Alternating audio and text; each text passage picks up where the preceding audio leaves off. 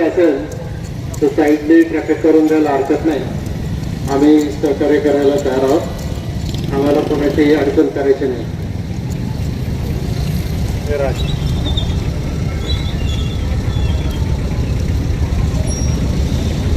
पुणे नाशिक रेल्वेच्या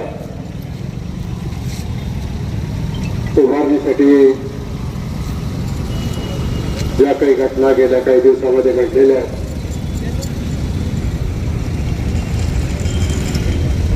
त्याच्या संदर्भामध्ये आपल्या भावना व्यक्त करण्यासाठी, आपली मागणी मांडण्यासाठी आज आपण सर्वजण एक प्रातिनिधिक स्वरूपामध्ये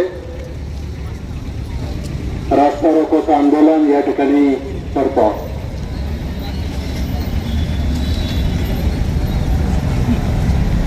पुणे नाशिक रेल्वे झाली पाहिजे ही आपल्या सगळ्यांची खूप वर्षापासूनची मागणी. आज पाहिलं तर मुंबईवरून गुजरात आणि उत्तर भारताकडे जाणाऱ्या रेल्वे आहेत. मुंबईवरून पुण्यावरून दक्षिण भारताकडे जाणाऱ्या रेल्वे आहेत. ॲम्ब्युलन्स जागा करून द्या.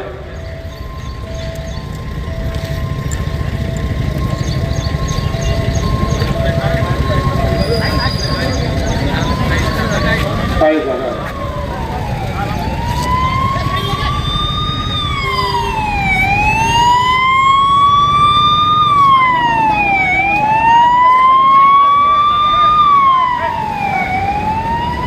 आतमध्ये बघा, आतमध्ये ट्रॅफिक होणार नाही असं बघा.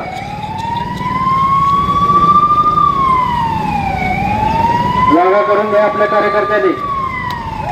ॲम्ब्युलन्सला जागा करून द्या.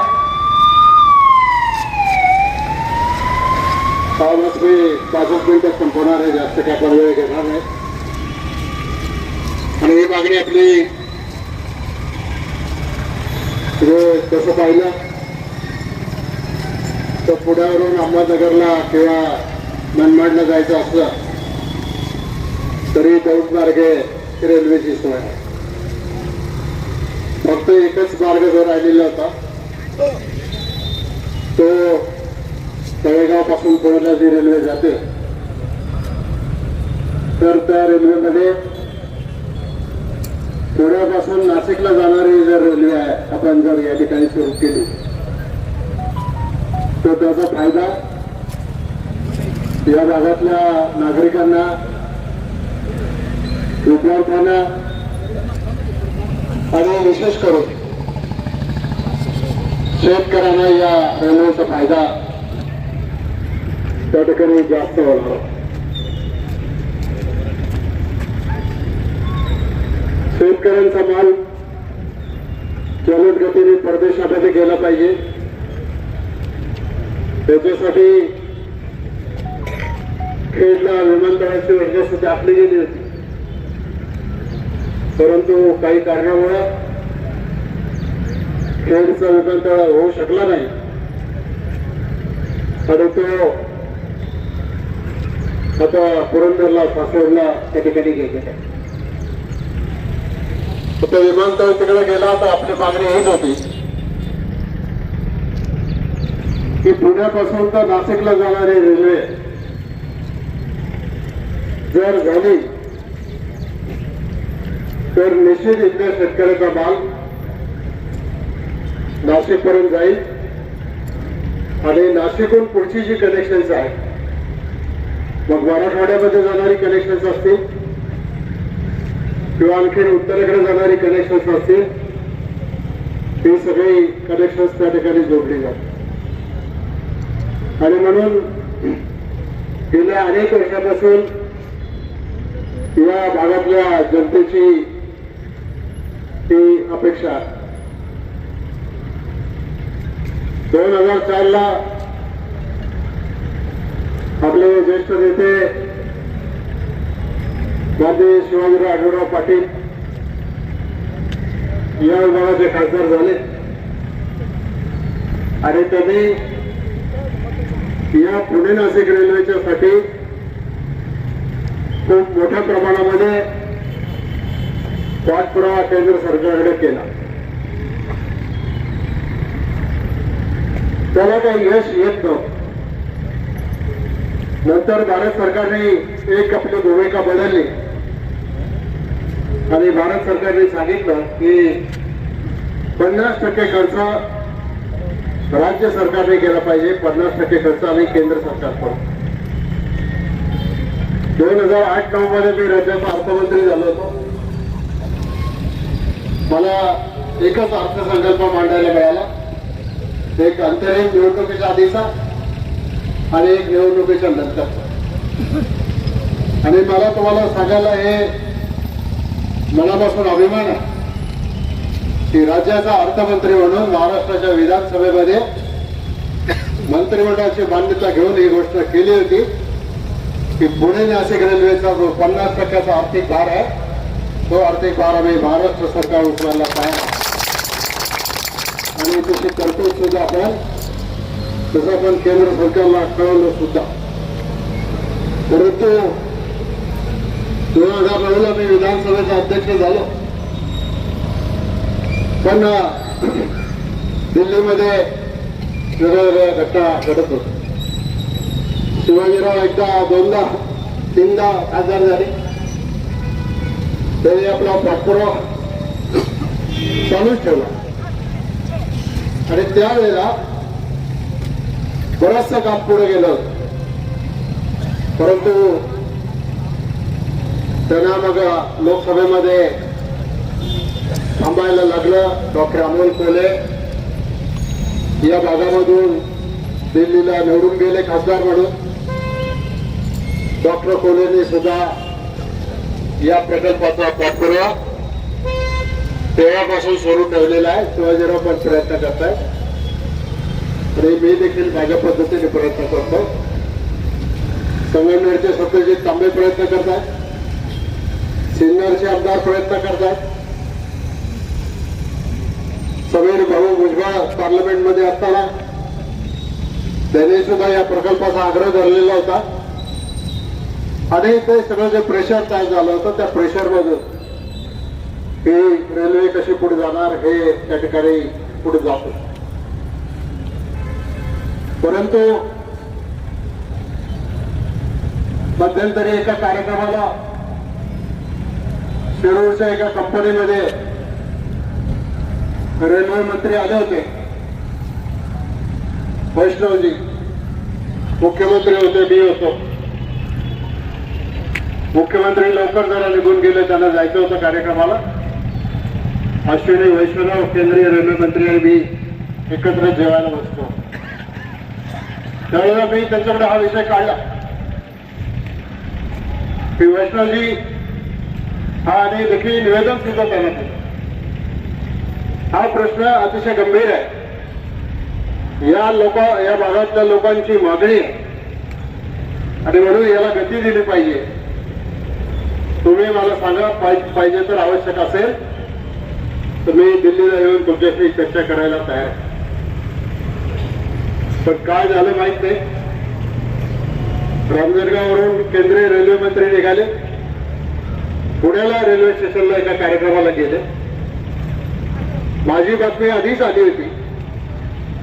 पुण्याच्या कार्यक्रमात रेल्वे मंत्र्यांनी मला त्यांनी स्पष्ट सांगितलं होतं की पुणे नाशिक रेल्वेचा आता तुमचा प्रकल्प रद्द झालेला आहे, तो आम्ही आमच्या लिस्टमधून काढून टाकतो. आणि ती घोषणा त्यांनी जाहीरपणाने त्याच दिवशी पुण्याला गेल्यानंतर तिथं ती घोषणा केली. आणि मग त्याच्यानंतर आम्ही सगळे जे संबंधित लोक आहोत या प्रकल्पाशी, आम्ही सगळ्यांनी त्याचा प्रयत्न केला. हा प्रश्न महाराष्ट्राच्या विधानसभेमध्ये सुद्धा आम्ही उचलला.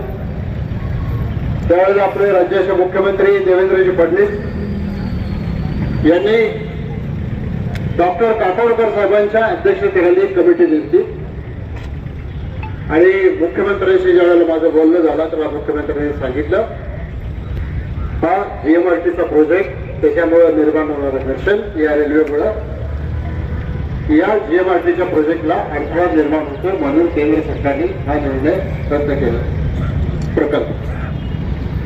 मी त्याला सांगितलं असं होत नाही, जगामध्ये अशा अनेक ठिकाणी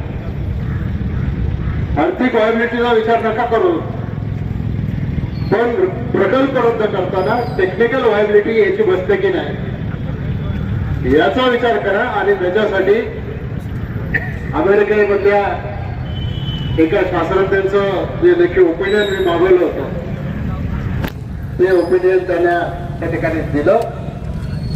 आणि मग या जीएमआरटीच्या संदर्भामध्ये पुन्हा हा प्रकल्प कसा करता येईल याच्यासाठी डॉक्टर तापडकरांच्या अध्यक्षतेखाली कमिटी नेमली.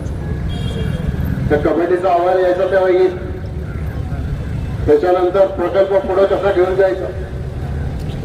पण दरम्यानच्या काळामध्ये केंद्र सरकारने आणखीन एक निर्णय घेतला की पुण्यापासून हा प्रकल्प या मार्गे जो जाणार होता त्याच्याऐवजी आता हा प्रकल्प रांजणगाव आणि त्या परिसरामधून अहमदनगरला नेऊन तिकडून अहिल्यानगरहून तो प्रकल्प नाशिकला जोडायचा असं काहीतरी त्यांनी नियोजित केले. कारण जशी मुंबईवरून गुजरातला जाणारी बुलेट ट्रेन करतायत, तशीच मुंबईवरून पुण्यावरून साऊथला जाणारी अतिजलद रेल्वे करायचं त्यांच्या डोक्यामध्ये आहे.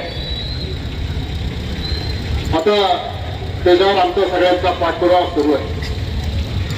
माझं डॉक्टर अमोल कोल्हेंशी पण बोलणं झालं. अमोल कोल्हेंना ही सगळी परिस्थिती माहिती आहे. काल रात्री बंटी पाटलांचं आणि अमोल कोल्हेंचं पण बोलणं झालं. बंटी पाटलांनी त्यांना सांगितलं की जर हा आपल्या भागातला प्रकल्प आहे तर तुम्ही सगळ्या आमदारांना घेऊन एकदा बसा, स्पष्ट भूमिका सांगा काय, आणि मग त्या भूमिकेमधून हा प्रकल्प पुढे कसा न्यायचा हे आपण त्याच्यामध्ये ठरवू. अमोल कोल्हेंचं आता आपलं आंदोलन चालू असताना फोन आला होता. तुम्ही टीव्हीवर पाहिलं असेल की राष्ट्रवादी काँग्रेसचे सर्व खासदार उभे सुप्रियाताईंच्या नेतृत्वाखाली देशाच्या पंतप्रधानांना भेटणार. अमोल कोल्हेंनी सांगितलं की या प्रकल्पाबद्दल मी उद्या हा विषय पंतप्रधानांकडे काढतो. आधी पण एक बैठक रेल्वे मंत्र्यांच्या बरोबर झालेली आहे, पण हा प्रकल्प मार्गी लागेल अशी काही अवस्था काही फार दिसत नाही. आता दिल्लीत जे काय व्हायचं ते होईल. आपण 50% पैसे पण सहन करायला तयार होतो. आपण सगळे प्रयत्न केलेले. मग आपल्या खासदारांनी आढळराव पाटलांनी प्रयत्न केले, अमोल कोल्हेंनी प्रयत्न केले, बाळासाहेब थोरात प्रयत्न करतात, सत्यजित तांबे प्रयत्न करतायत, आमचे सिन्नरचे आमदार प्रयत्न करतात, उज्ज्वल साहेब प्रयत्न करतात, सगळ्यांचा प्रयत्न. पण केवळ राजकीय लोकांना हा प्रकल्प पाहिजे याच्यापेक्षा हा प्रकल्प जनतेला पाहिजे का नको याच्यासाठी आपल्या भावना व्यक्त करण्यासाठी आपण रस्त्यावर आलेलो आहोत, आंदोलन करतो. खरं तर आम्ही सत्तारूढ पक्षातले लोक आहोत. आम्ही आंदोलन करून एखादा प्रश्न सोडवू असं नाही. आम्हाला माहिती आहे कुठं नक्की कळ दाबली की कुठं रग लागते आणि कुठं रग लागली की कसा प्रश्न सुटतो ते, आणि मग तेच काम आपल्याला करायचं. तरी सुद्धा जनमानसामध्ये विशेषतः तरुण पिढीमध्ये, विद्यार्थ्यांमध्ये, विद्यार्थिनींमध्ये हे आंदोलन केल्याच्या नंतर काय होतं हे दिल्लीतल्या आणि शेतकऱ्यांच्या आंदोलनाच्या निमित्तानं आपण या देशामध्ये पाहिले. आणि म्हणून कोणाला विरोध म्हणून नाही, कोणाशी बाजू ओढायची म्हणून नाही, काहीतरी लोकांचा गैरसमज किंवा समज करून द्यायचा म्हणून नाही, कुठल्याही राजकीय हेतूशिवाय या भागाचं भवितव्य चांगलं करणारा हा प्रकल्प आहे. आणि म्हणून या प्रकल्पामध्ये आज कमी लोक कदाचित हजर असतील, पण या प्रकल्पामध्ये हजर असणाऱ्या लोकांच्या पेक्षा या दोन्ही तरी चारही तालुक्यामधून उठाव झाला पाहिजे की आम्हाला हा प्रकल्प पाहिजे म्हणजे पाहिजे. आणि तो प्रकल्प सुरू करण्याच्या दृष्टिकोनातून आपण सगळेजण प्रयत्न करू. या पुढच्या काळामध्ये सुद्धा जेव्हा जेव्हा आम्ही तुम्हाला साथ घालू तेव्हा तेव्हा तुम्ही आपल्या मर्जीला या ठिकाणी आलं पाहिजे आणि या प्रकल्पामध्ये सहभाग घेतला पाहिजे. एवढंच मी आज या निमित्तानं सांगतो. आणि अधिक न बोलता अधिक लोकांची गैरसोय न करता मी या ठिकाणी थांबतो आणि आपल्याला सुद्धा सगळ्यांना विनंती करतो, आपण अतिशय शांततेच्या मार्गानं आपापल्या कामाला आपापल्या घरी परत जावं. एवढंच सांगून मी या ठिकाणी थांबतो. सर्वांच्या वतीने आपले आभार मानतो. धन्यवाद. जय हिंद, जय महाराष्ट्र. रेल्वे आमच्या हक्काची, रेल्वे आमच्या हक्काची.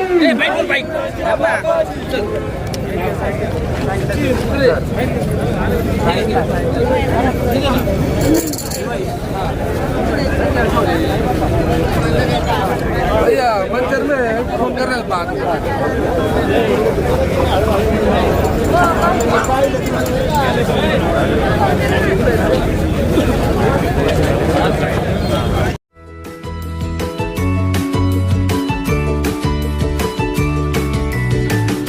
बातम्या शेतीच्या,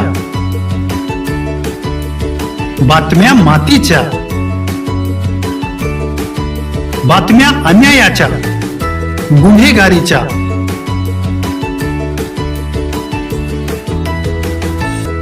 राजकारणाच्या आणि समाजकारणाच्या,